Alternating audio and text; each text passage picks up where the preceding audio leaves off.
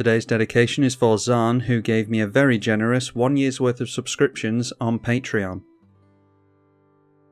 Svella's Christmas decorations versus Braids, Coma, and Kenrith. Has someone famous in the Magic space played Braids recently or something? Because you can't move on Magic Online without hitting a Braids player. We have no ramp, and we don't even have all of our colours in a 2-colour deck, so we'll try to find something else. I don't really like that either, in all honesty, so I think we might have to go down a card here. Alright, that's... well, we've got lands there at least, but I mean, we're just not going to get into a good hand apparently, so...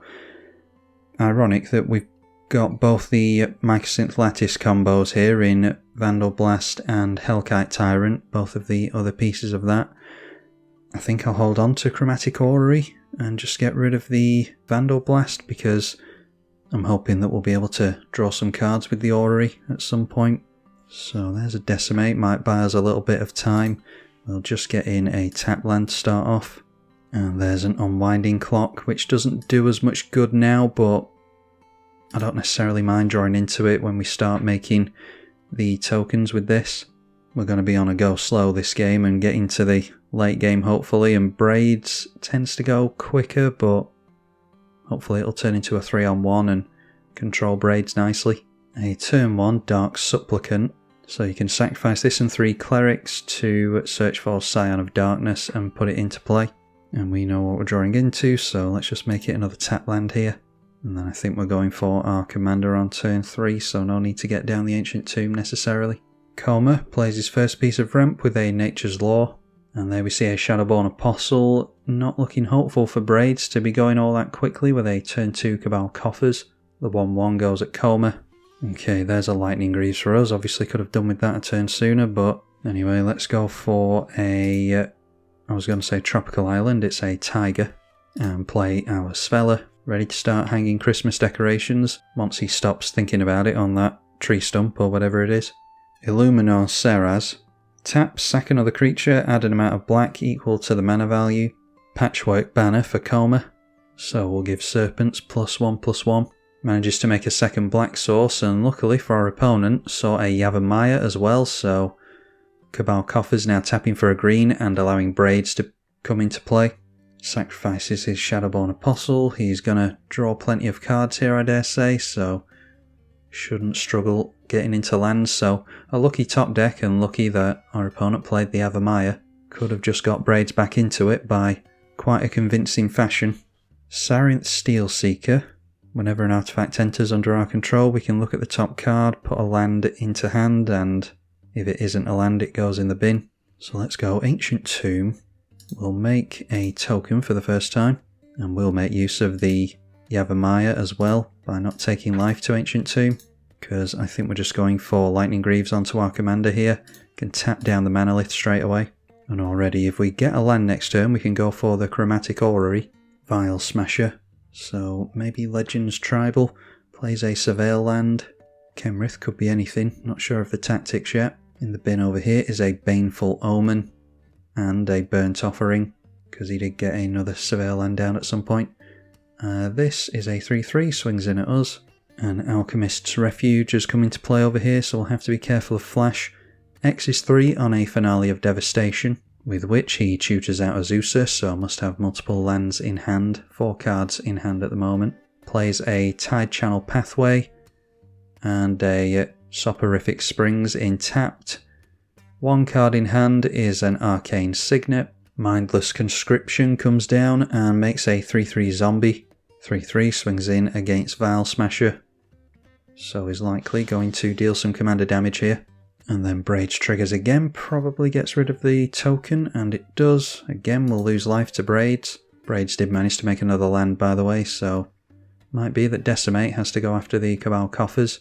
So a land here would be ideal so that we could get down the Orrery. And we do draw into one with the Inventor's Fair. And we're going to have Metalcraft with that as well, so that's good.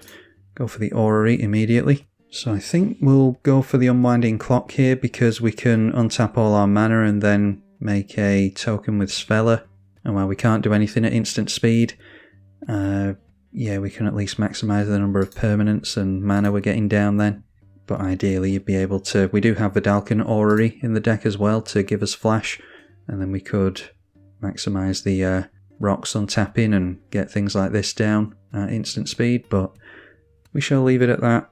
This way we can hold up the Svella as a blocker as well, so that the 3 power creatures aren't coming in towards us. Plenty of mana already by turn 5, so hopefully don't see any removal on our artifacts. Untapping them for the first time, we've got 6 mana available at the moment, but we'll make another Icy Manalith during this turn cycle. Kemrith played for the first time and triggers the Vial Smasher.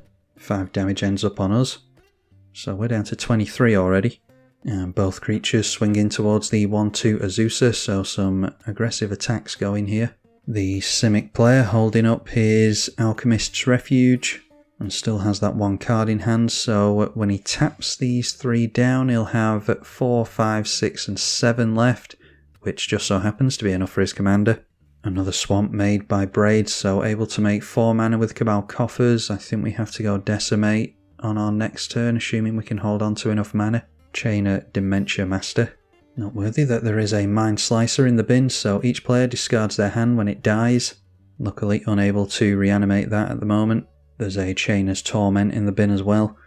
Braid's now a 4-4, buffed from the Chainer, and a 3-3 zombie going down the middle against the Simic player, so not aware that Coma can come down at instant speed. That is an 8-12, so could get rid of Braids here. I'd be tempted to do it personally. Looks like he's letting it through though. So we'll make another Icy Manalith before we go around to our turn. Braid sacrifices a creature token again, so again we say no. And drew a bunch of cards there, so makes the zombie again. This will have to be the enchantment that goes down because it's excellent in Braids. Only just above half of our starting life total. Gain a little bit of life from Inventor's Fair at least. So how much is this? 5 I think? No, 4 to sacrifice and tutor. I'm wondering if it's worth going for the Mycosynth Lattice and just trying to set up Hellkite Tyrant. Idol of Oblivion when we can make tokens is good. So with regards to artifacts, we can go for the Patchwork Banner. Creature can be Braids. Enchantment is the Mindless Conscription. The problem is we might have Braid Scoop here, but we're going for Cabal Coffers as well. And we use Chromatic Orrery in order to cast it. 1 card left in the Simic player's hand, so not too likely that he'll counter this. Floats the blue mana, so we are forcing him to cast Coma this turn. So after that it is 3, 4, 5, 6, 7, 8, 9 mana. So we can't get the Sarinth into play, but I think we're a bit far gone with that. We want to be getting it in the early game really. We'll play the Hellkite, and then let's protect Hellkite Tyrant as opposed to our Svella. Idol of Oblivion. If we get down the Mycosynth Lattice, we'll make every permanent in play an artifact. And that means that whoever we hit with this thing, we steal all their permanents, including their lands. Now activating the Refuge.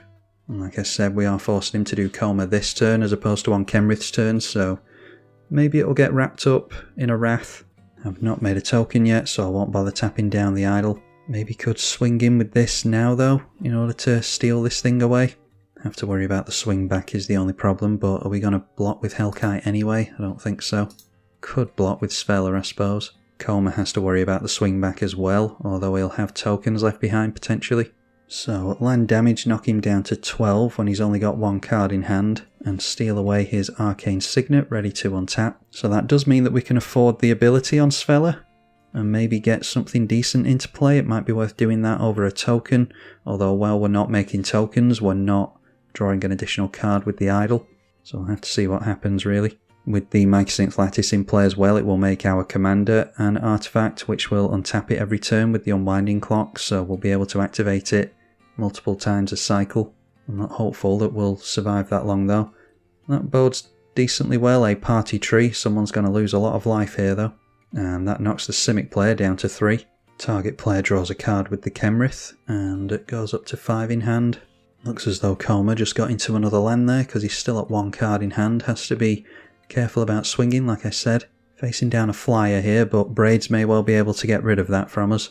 I'm imagining Coma swings at us. Yes, it does. So let's see what we can do. Might be that we get nothing, but we're able to chump block the Coma at least. Worm Coil Engine's nice, I think. I think I will get the Worm Coil engine in here. Could also have had Duretti or another Arcane Signet of our own. Just lucky that we get into a Death Toucher here.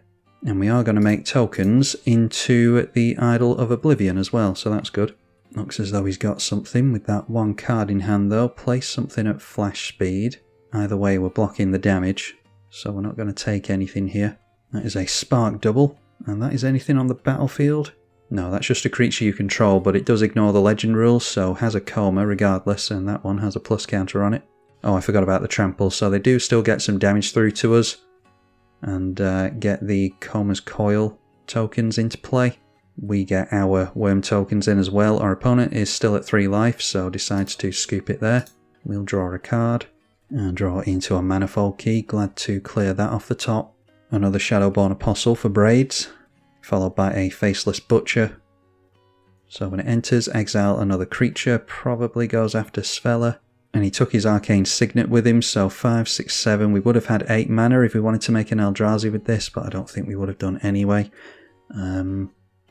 Yeah, I think we're going for our Mycosynth Lattice play. So we'll put our commander back in the command zone. Alright, so we still have Metalcraft. What else can we do here? Go up to 27. Beast Within is good. We draw into Beast Within as soon as I put my commander back in the command zone. Could have blown this up and got our Svella back straight into play, but I don't think it matters. Let's sacrifice Inventor's Fair. Oh my god, and I just... Jesus. Lag on Magic Online, screwing me again. I must have clicked somewhere on the screen before the window loaded and ended up with a Battle Mage's Braces as opposed to the Lattice. I would have been taking out the Braids player this turn, but Magic Online strikes again. Let's go Manifold Key. We can at least untap the Chromatic Orrery. And this makes a bit more of a game out of it at least, I suppose. Use the key to untap the Orrery, and then we'll play our commander. Alright, and the Braids player scoops anyway, so we were taking a player out regardless. Lightning Greaves onto Svella. Or actually, we want to play the equipment, I think, so move that back. Play and equip the Braces. Again, just haven't had quite enough mana after missing some lands for the Sarinth Steel Seeker. Now Greaves onto the Svella. I'm ready to untap our artifacts. Might as well swing in for some dragon damage in the air because our opponent can't block. And we've got a Death Toucher held back now thanks to that lucky Worm Coil engine. Oh, they do have an artifact, I forgot about this. They've got the Party Tree. So maybe could have attacked first and then played Svella into that to draw a card. With all the weird different artwork that I really don't like on Magic cards, it kind of throws me, I don't recognise them. Like this doesn't look like the Great Henge to me. Anyhow, so we have missed out on a few cards here and there, and yeah, our opponent scoops to that. I mean, I'm not sure what he's going for with this deck really. He just had a bunch of lands, so he's been pretty unlucky. A Gwenna and a Pyretic Rebirth. If our opponents had decided to play it out, then maybe he could have bought himself another turn or two to actually do something. Ironically, we were getting into Illusionist's Braces. Duretti showed up again. We would have got double the triggers by activating the big ability on Svella. It's not showing us any different cards. Oh, it started working now. So we would have looked at 8 cards, probably taken the Sarinth. Although if we're not against 3 players, we won't see Landfall and Power Stone tokens that much, so maybe not. Yeah, that shows the power of Svella. It's one of those underrated commanders that you don't see very much of, but I thought it was fitting. Svella putting up some Christmas decorations and smashing up the whole table in doing so, apparently. Hopefully you're enjoying Christmas week, and I will see you all in the next one, I hope. Happy Christmas if you celebrate it, and a big thank you to the patrons for their support over the festive season as well. I'm tribalkai. Thank you for watching.